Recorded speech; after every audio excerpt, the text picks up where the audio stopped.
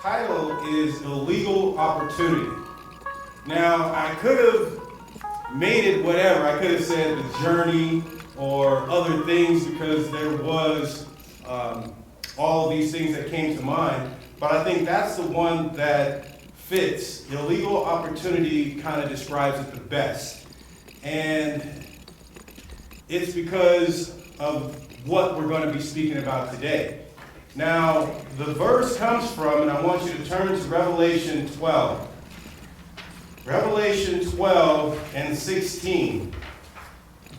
And it says, "And the earth helped the woman, and the earth opened her mouth and swallowed up the flood which the dragon cast out of his mouth." They say America is the land of opportunity. Right? You have to chuckle. If you can make it here, you can fulfill your dreams. A lot of people believe that. Dreams of becoming a rap star or a rock star, a store owner, or own your own property, a professional athlete, maybe an actor. More than you can achieve in your own country. But first, you have to make the journey. And it's not going to be an easy journey. It's going to be hard. So the immigrants of the past can attest to this. The Asians and the railroads, remember the Irish, and everyone coming over and hearing all the complaints and the things they had to go through. But those from the earliest times in this country of ours would beg to differ.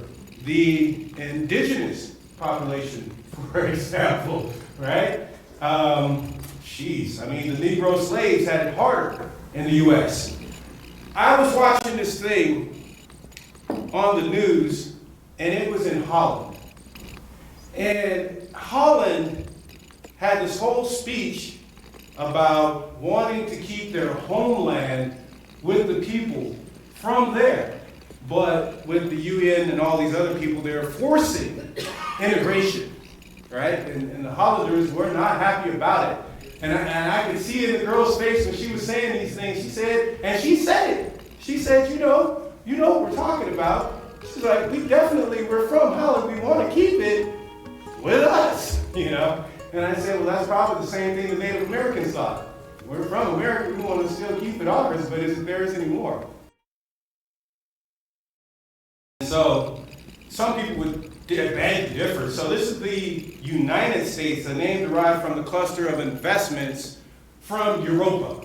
People from Europe came over, and all these countries just got together, and everyone came here investing in this country. Some running from persecution and religious freedoms, and others just wanted the filthy lucre. They just wanted the money.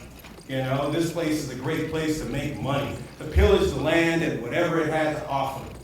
And it was hard. Nevertheless, all had succeeded. Thus began the migration of other peoples, cultures, and creeds and nationalities. Revelation 12 is where we're going to go. And the Bible says it this way. "And there appeared a great wonder in heaven, a woman clothed in the sun and the moon under her feet, and upon her head a crown of 12 stars. And she, being with child, cried, travailing in birth, and pain to be delivered. And there appeared another wonder in heaven, and behold, a great red dragon, having 7 heads, 10 horns, and 7 crowns upon his head.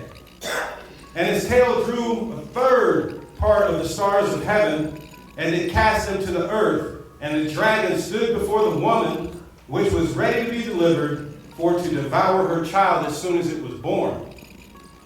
And she brought forth a man-child, who was to rule the nations with a rod of iron, and her child was caught up to God and to his throne.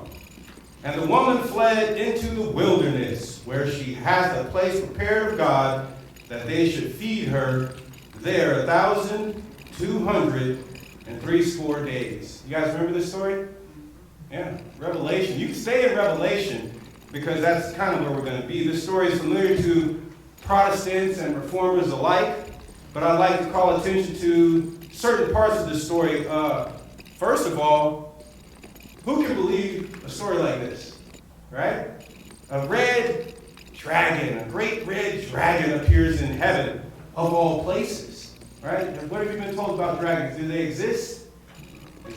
Remember Puff the Magic Dragon and all these different dragons they have? They have all kinds of movies with dragons, right? But when the Bible speaks about it, we're like, okay, what is this? What's going on here? 7 crowns upon his head. Now we know this is symbolism, and everything from the start has some type of symbolism added to it. And his tail drew a third part of the stars of heaven, and it cast them down to the earth.